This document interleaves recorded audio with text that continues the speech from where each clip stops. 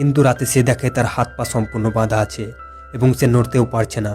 ডাইটার তার হাত করা খুলতে চায়, কিন্তু তাদের কাছে কোনো অস্ত্র নেই বা হাতিয়ার নেই যে তারা সেটা দিয়ে হাত করা খুলবে। ডাইটার বলে, আমার একটা ধারালো কিছু দরকার। এবং পরের দিন সকালে দেখা যায় যে একটি গাছে পেরেকের মধ্যে একটি ছোট টুলস ঝুলছে।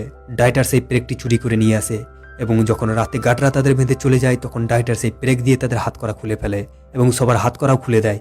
ডাইটার জার্মানিতে থাকাকালে ডাই এবং টুলস তৈরির কাজ শিখেছিল, তাই সে সহজেই হাত করা খুলে ফেলতে পারে। সেই দিন দীর্ঘ 2.5 বছর পর তারা মুক্তভাবে ঘুমাতে পেরেছিল। ডাইটার অপেক্ষা করছিল বর্ষার জন্য, কারণ সে যে কোনো উপায়ে এখান থেকে বের হতে চেয়েছিল। মাঝে মাঝে ইউএস প্লেনগুলো উপর দিয়ে উড়ে যেত, তবে এত উঁচু থেকে তাদের দেখতে পারতো না। ডাইটার চেয়েছিল সবাই বর্ষার সময় এখান থেকে পালিয়ে যাবে, কিন্তু জিন তাকে মানা করে। সে বলে বর্ষা পর্যন্ত অপেক্ষা করলে আমাদের সবাইকে ছেড়ে দেবে। তবে সময়ের সাথে সাথে তাদের অবস্থা আরও খারাপ হতে থাকে, কারণ তাদের কিছুই খেতে দেওয়া হচ্ছিল না। যদিও তাদের ওপর খুব বেশি অত্যাচার করা হয়নি, তবু তারা এমন পরিবেশে ছিল যা নিজেই এক বড় শাস্তি। এখানকার গার্ডরা দিনে তাদের বেঁধে রাখতো যখন তারা খেতে যেত। ডাইটা তার সঙ্গীদের প্ল্যান জানায়। সে বলে, যখন গার্ডরা খেতে যায় তখন তাদের অস্ত্র আমাদের থেকে দূরে রাখে।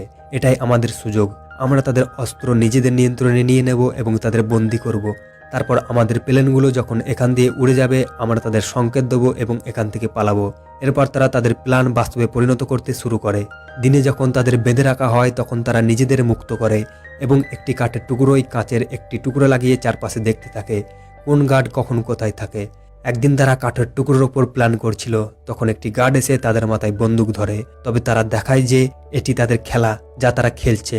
গার্ডও তা বিশ্বাস করে এবং তাদের প্রাণ বেঁচে যায়। সময় চলে যাচ্ছিল এবং গার্ডের জন্য খাবার খুব কম ছিল, কারণ তারা গ্রামে থেকে অনেক দূরে ছিল। তারা তাড়াতাড়ি সব শেষ করে গ্রামে ফিরে যেতে চেয়েছিল। ডাইটা তার সঙ্গীকে বলে, গার্ডরা আমাদের যে কোনো সময় মেরে ফেলতে পারে, কারণ তারাও ক্ষুধার্ত এবং গ্রামে ফিরে যেতে চায়। ডাইটার এক রাতে সেই কটেজ থেকে বের হয়, সেখানে তাদের বেঁধে রাখা হয়েছিল।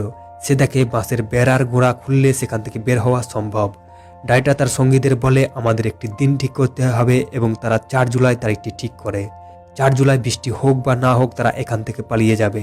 তাদের খাওয়ানো বন্ধ করে দেওয়া হচ্ছিল, তাদের জীবন্ত পোকামাকড় দেওয়া হচ্ছিল খাওয়ার জন্য এবং তাদের সেইগুলোই খেতে হতো, কারণ না খেলে তারা ক্ষুধায় মারা যেত। একদিন 6 জন লোক বাইরে বসে থাকাকালীন তারা দেখতে পায় যে রান্নাঘরে কিছু লোক আলোচনা করছে। তারা কাঠের দেওয়ালে পিছন থেকে তাদের কথা শুনতে পায়। তাদের মধ্যে একজন সেই ভাষা বুঝতে পারত এবং জানতে পারে যে খাবারের ঘাটতি ছিল। আসলে ইউএস আর্মি এখানে নিয়মিত বোমা ফেলছিল, ফলে কৃষকরা আর ফসল উৎপাদন করতে পারছিল না। সেখানকার লোকেরা এই 6 জনকে হত্যা করার পরিকল্পনা করছিল। তাদের পরিকল্পনা ছিল তারা জঙ্গলে নিয়ে গিয়ে তাদের গুলি করে মেরে ফেলবে এবং বলবে এরা পালানোর চেষ্টা করছিল, তাই আমরা এদের মেরে ফেলছি। ডাইটার বলে, এখন আমরা এখানে আর থাকতে পারবো না, আগামীকালই আমাদের পালাতে হবে। পরের দিন দুপুরবেলা যখন লাঞ্চ টাইম হয় এবং গার্ডরা তাদের বন্দুক ফেলে রান্নাঘরে জড়ো হয়, তখন তাদের নিজেদের মুক্ত করে এবং কটেজের ভেতর থেকে বেরিয়ে আসে।